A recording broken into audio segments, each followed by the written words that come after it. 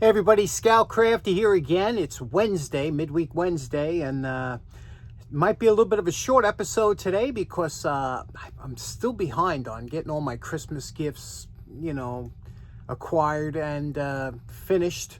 I like to give away some of the things I picked up during the year to, especially to my sister and things like that, because she likes older stuff. So we got a couple things like that coming up.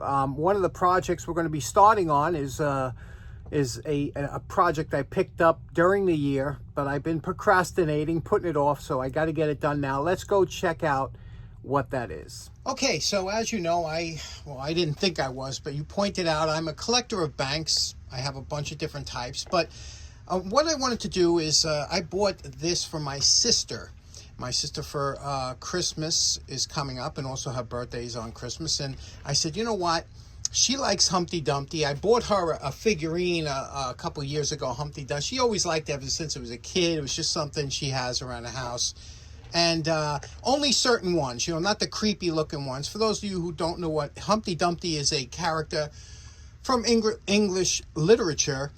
And basically he was kind of shaped like an egg. He was fragile. And the saying goes, Humpty Dumpty sat on a wall. Humpty Dumpty had a great fall, and all the king's horses and all the king's men couldn't put Humpty Dumpty back together again. Now, I don't know how the horses got involved with putting them back together, whatever it was, but here we have a vintage kind of whimsical bank, right? Now, they first started in cast iron, then this was later on. I guess in the 50s and 60s they came out with this. It was kind of like a casting. Now, they did it in this kind of coating, almost like a copperish coating, but these always got tarnished and they started to get, because the zinc, I guess it reacted with the zinc. They never look good after a while. They're not, if they were made of bronze, it'd be a different thing. So, I said, I'm going to get her one of these, but I wanted to paint it. Now, I could obviously paint it in copper, but I wanted to paint it because I've seen some of the antique ones. All the antique ones were hand painted, and they had such beautiful designs and stuff. So I said, I'm going to get one of these and hand paint it for her. But like anything else, when you wind up with one, I don't know, somehow you're on eBay, you're watching another one, then another one comes by with a good price. So me not being a collector, I said, okay, so here it is. I buy the ones that are really inexpensive because they have something wrong. Some are missing the stopper, which I can make, So let's paint these up. See, maybe I'll do them in different color schemes. I have an idea of what I want to do, but the first thing we have to do is, number one, make a stopper, and number two, clean these up and prep them for paint. Okay, now they're all washed, and we also dried them with the hairdryer to make sure there's no residual water or anything.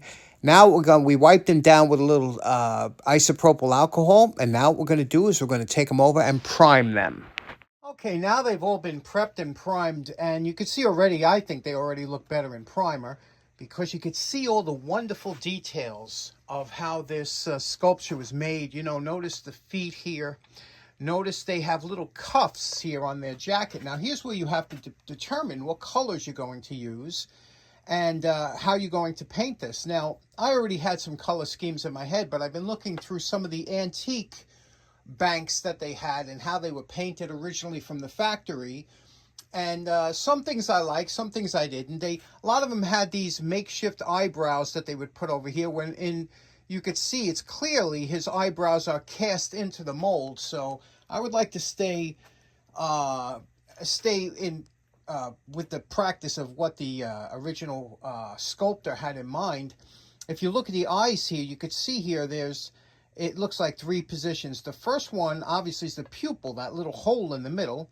And then you have the cornea over here, and then this should be the white of the eye. So there's three little circles. So you got the pupil, cornea, and white. As far as in order to get some contrast between the white and his the head of Humpty Dumpty, I might do a different color. Instead of just obviously white, I would have to have it either tinted with a pink or eggshell or something like that, whatever. And then obviously the coat and the bow tie and the hat. And then over here, very interesting here too about the wall that he's on. Very nicely done. I mean, it looks like stone in there, really. And there are some blades of grass. If you look really close, blades of grass, and this, I guess, would be grass down here. So let's go upstairs, see what we can do. We'll mix some paints and see what I come up with. Okay, next up, while the paint is drying on those, I wanted to have a quick tool discussion, especially about something we did last week with the channel lock, and then get into an OEM tool discussion. So let's get to that right now. Okay, the other day we did this short handle hammer that I was doing, this channel lock hammer, and unfortunately I got one of their hammers that was drifted inaccurately. So in other words, instead of this drift going straight up through the center here, it is forward of it. You see, and you really notice it on this side more than this side. But so much so that this side, it isn't even like it goes close to the front. It's kind of angled a little bit. So that means that when I had to hang this hammer, it took all kinds of fitting to get it to hang straight. Now, a couple people in the comments said maybe it was like that from the factory. It wasn't. I have to tell you one thing that I discovered when I started restoring tools is that when you buy a tool, depending on the company you buy it from, you know, not every tool is going to be exact, because especially with a forging process, you know, these things are drifted by machines, by guys holding them. They're not done in jigs and things like that, you know, that make sure that you get a proper drifting. A lot of times, like I said, these are held by tongs. They're pushed in, they're drifted like that. So many times you'll get maybe 5 or 10% of their production is bad. And what they'll do is they'll either remelt them or they'll put them as seconds or whatever the case may be. That's the case with this one. This one here is an error. Now, channel lock is notorious for that, and I'll show you why. Now, I love channel lock tools, don't get me wrong, but it's an old school company. They have a lot of machines that are kind of older, and I think they're trying to get some new computer machines or whatever in, but let's take a look at these. Now, you see these here?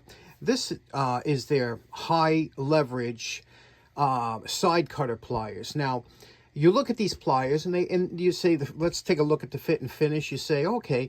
Now, you got to remember, they have less than probably a minute to do the grind on these. They got big wheels, and I'll put a link to the video of a channel lock tour in the description, but they go through these 1, 2, 3. So when I spend an hour regrinding a tool, you know, it's easy to make it. These guys do a fantastic job for the amount of time they have. Now, when I went to buy these pliers, I went to Home Depot, and I was looking for, because, you know, I do not like pliers that don't touch in the front, like these, actually, but these aren't too bad. When I went to Home Depot, they had pliers that varied from this, like that wide, to this. This was one of the closest ones I could find. I had to go through maybe 12 pair to find this one, and thank God they had a full stock. But if you order from Amazon or something, they're just going to give you one. You might get one that's that wide apart. You might get one that has a different kind of grind to it, you know, because they're doing this by hand. They don't have, a lot of them aren't set up with jigs. Like now, if you were to look at a tool like this, like a Ghidorah, every single tool that you get from this company is going to be exact. They're, you know, all done in computer jigs and things like that. There is no... The fit and finish on here is absolutely perfect. There's no hand error. And you're going to pay for that, obviously, because of the machines or whatever like that. But here, there'll be subtle differences in every channel lock tool. No two tools will be exactly alike. How about that?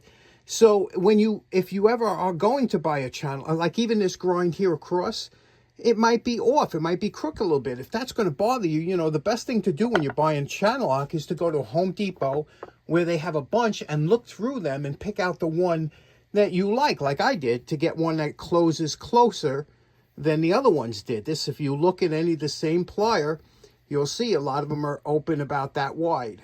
I happened to get one that was a little closer. So that's why no tool from this company is going to be exact. Now, speaking of exact tools, I did a review on this. This is a 13-in-1.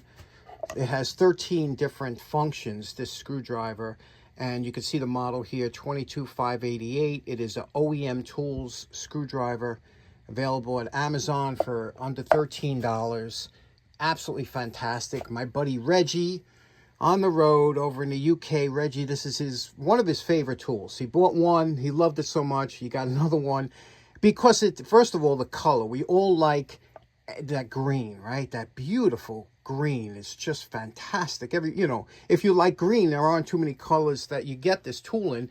And OEM, I'm telling you, every tool that comes out of Taiwan is great. I'm telling you, I bought a ton of tools in the last couple of years, and a lot from Taiwan, and they're all fantastic. Taiwan does not put junk out. China, you got a 50-50 chance you're going to get a piece of junk from China. 50-50, if not maybe a little bit more of it, but not with Taiwan. Taiwan is putting out such good stuff, and there's so many places rebranding Taiwanese tools under their own name. And you think, you're paying extra, but if you can buy while you can. Anyway, so this was such a good deal, and it has all kinds of functions here. Different, has a Schrader, a valve tool on it. So I'll have a link in the description where you can get this. Great tool, right? But I want to show you is that OEM, one of the other tools that they make is, we were talking about picks the other day, and OEM makes a hook and pick set. Now, look at this. This is, again, what's so nice about when you get a tool company that literally cares about the products they make. Comes in a nice box. You can see here, again, made in Taiwan, what we like to see. And the reason I'm showing it, I'm sure Reggie is going to stop the video. Look at this, same green handles, right? And it comes in a nice box. But here's what I like about them. They go the extra step by covering the tips so that they don't scratch the handles with a plastic tubing. A lot of companies, they'll put it in bubble wrap or something like that, or a clamshell case. But here they put it in these rubber tube, and they're all super sharp. Well, everyone is beautiful. And look at that beautiful emerald green handle. I mean, you see the model here, 26545. Yeah, this is a set, so they're all going to be 26545. I'll have a link in the description.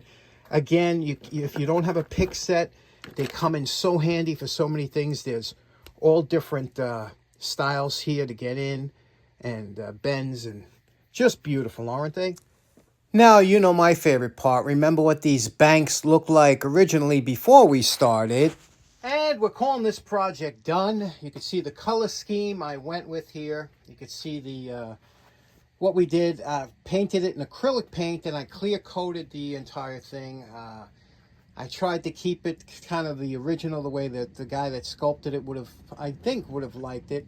And eggshell face here, and brown boots, and see the back we did with the brickwork, and did the grouting, colored in the grouting.